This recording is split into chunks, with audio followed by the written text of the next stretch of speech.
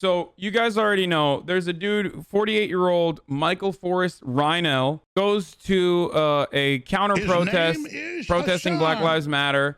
He approaches a counter protest as a part of Antifa, or I guess the anti-fascist side or the Black Lives Matter side in Portland. There's a guy who is, according to his account at least, there's a dude who is there to attack him and his friend.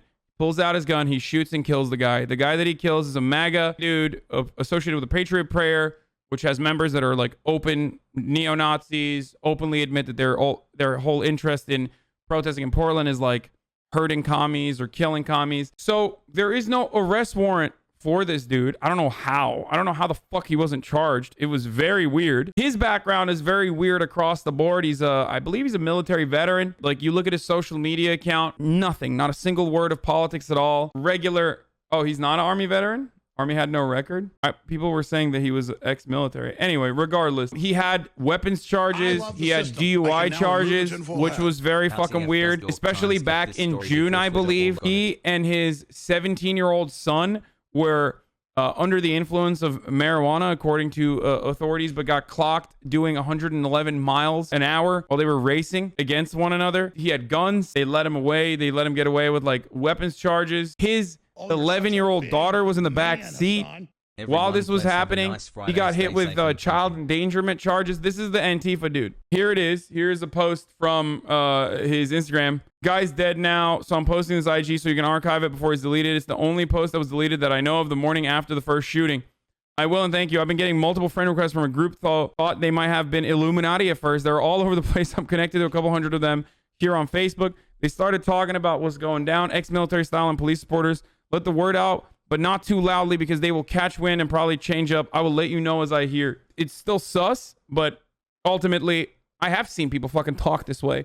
Like crazy people on the internet, even if they are actual fucking leftists. Like, I've seen people get involved in conspiracy theories, like I always say, are not exclusive to the fucking right. Conspiracy theories like what this guy is posting about, like Illuminati coming, not the conspiracy theory that like this guy was an op. Anyway, the account posted nothing but stock windows until May 30. Yeah, 4chan believes that this is the guy. Okay, so here's what I was going to show you. 4chan believes that this is the guy who shot the right-wing guy in Portland. His IG is 100% apolitical until May 30th, as we talked about already.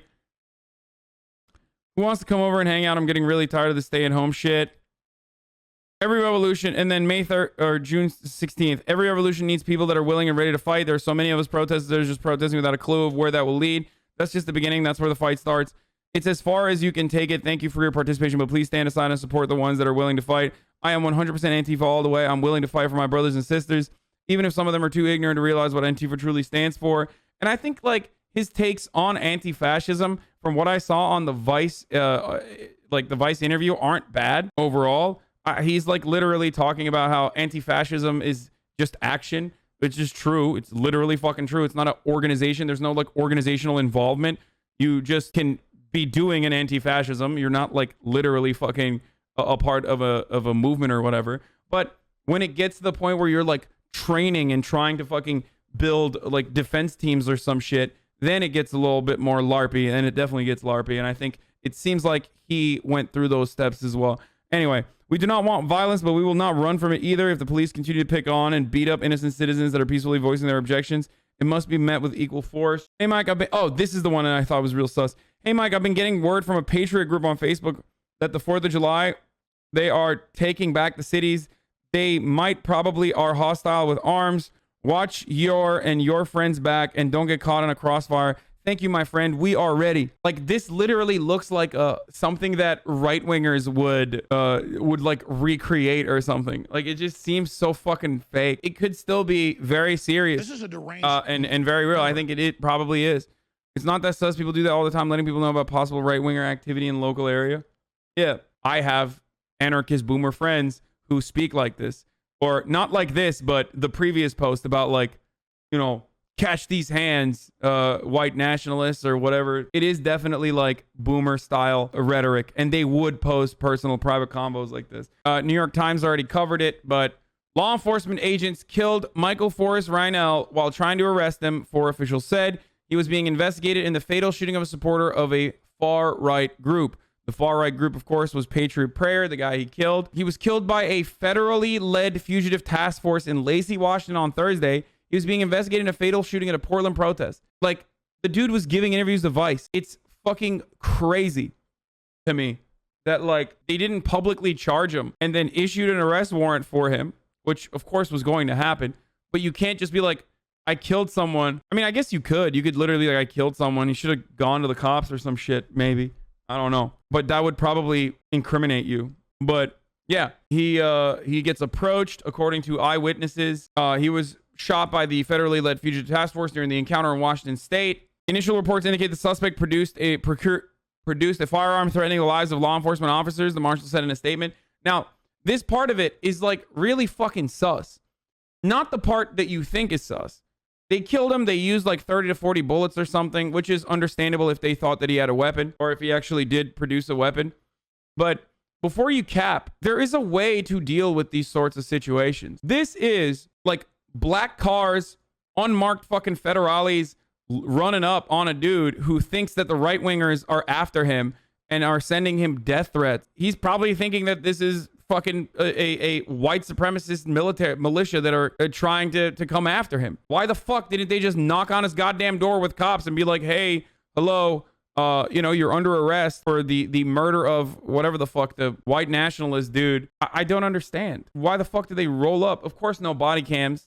Don't be crazy. They're marshals. Of course, they don't have body cams. The Pacific Northwest Violent Offender Task Force that attempted to arrest Mr. Reinoehl included members of the US Marshals Service, the Lakewood PD, and the Pierce County Sheriff's Department, and the Washington State Department of Corrections. After Mr. Reinoehl was killed by law enforcement, Attorney General William Barr said in a statement that the streets of our cities are safer.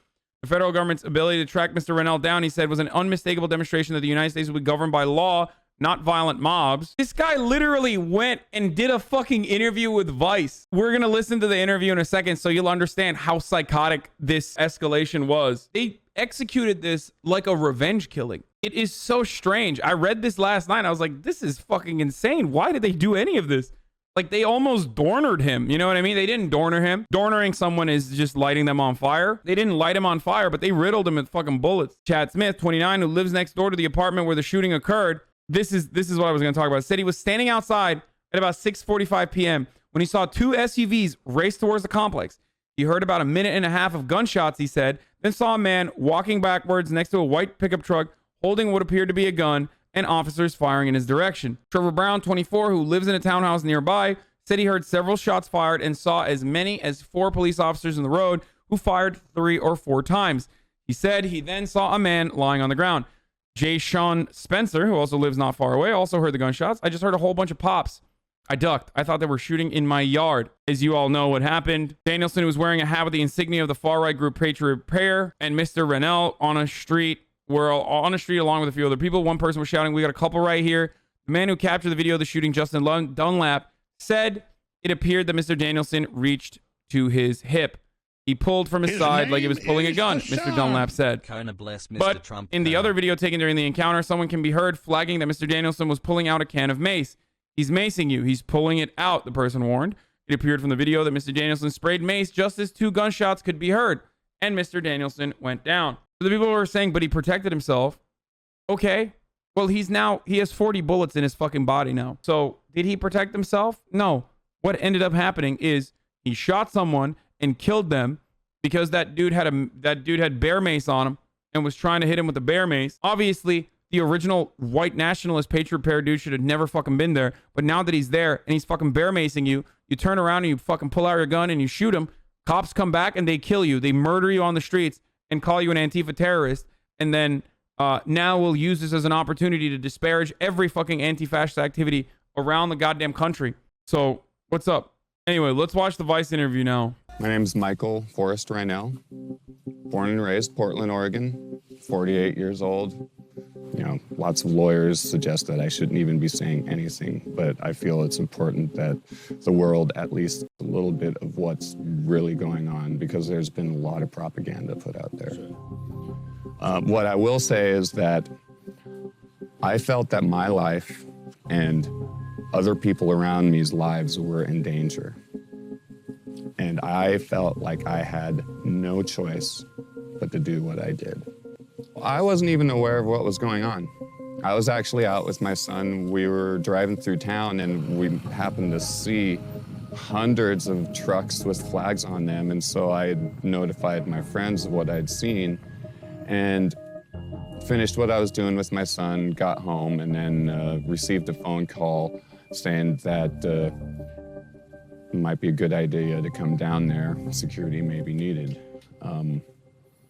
Not knowing what that would entail. I had no idea what I was going into. I used to really love this country, and I respected the flag and everything that it represented. But because of all this, every time I see a big truck, especially with a flag on it, I immediately think that they're out to get me. There were 600 vehicles. Who knows how many were rolling through downtown, but like I said, when I showed up, I saw more of their vehicles than real citizen vehicles. It felt like the beginning of a war.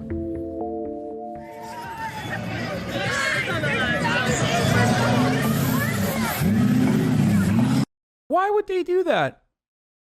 It's so strange that the MAGA guys were supposed to counter-protest outside of downtown Portland, where they're not from, by the way. These people are famously coming into Portland and have been for a very long time, including Joey Gibson, who's literally not from fucking Portland, but loves going downtown Portland to like stir shit up and beat the fuck out of people, and has even gotten arrested for it. Why did they go to downtown Portland, where they knew and tried to run over protesters? Are they defending property, you think? Kind of weird.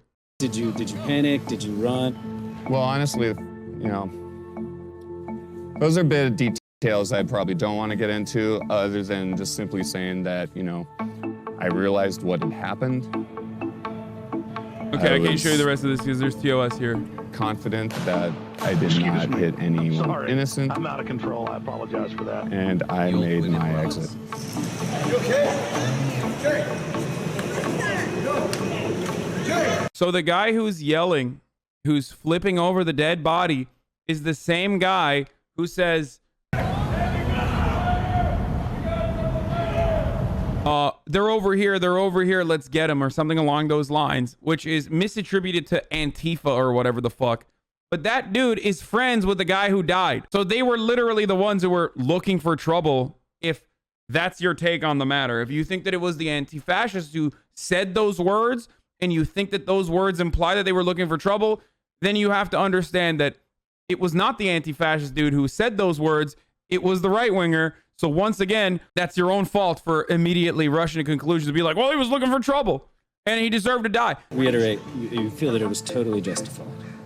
Totally justified. Had I not acted, I am confident that my friend and I'm sure I would have been killed, because I wasn't going to stand there and let something happen. What they've done is they're trying to make it look like we're all terrorists, and they're trying to make me look like a murderer.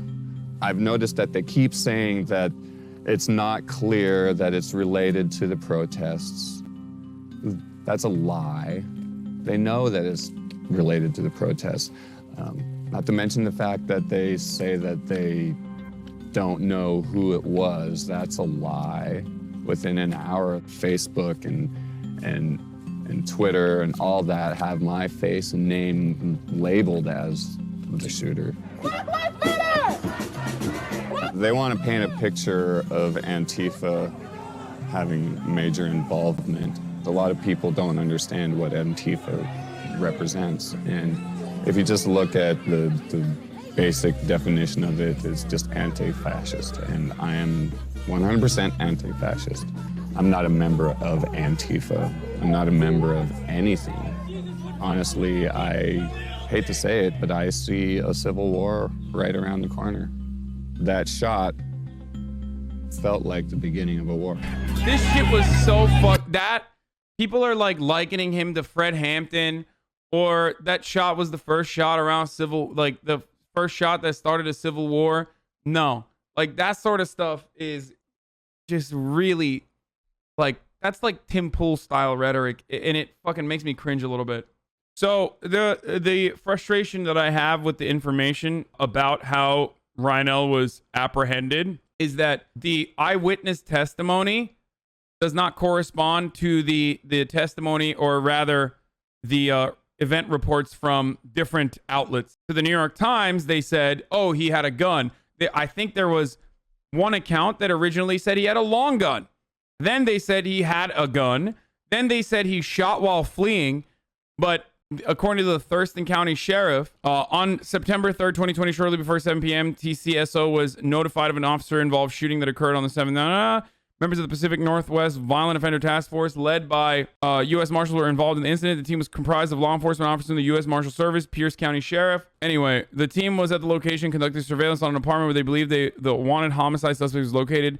They wanted to come out of an apartment and got into a vehicle to leave. During the attempt to apprehend him, shots were fired at the suspect in the vehicle. He fled from the vehicle on foot. Additional shots were fired at the suspect, and he was later pronounced dead at the location.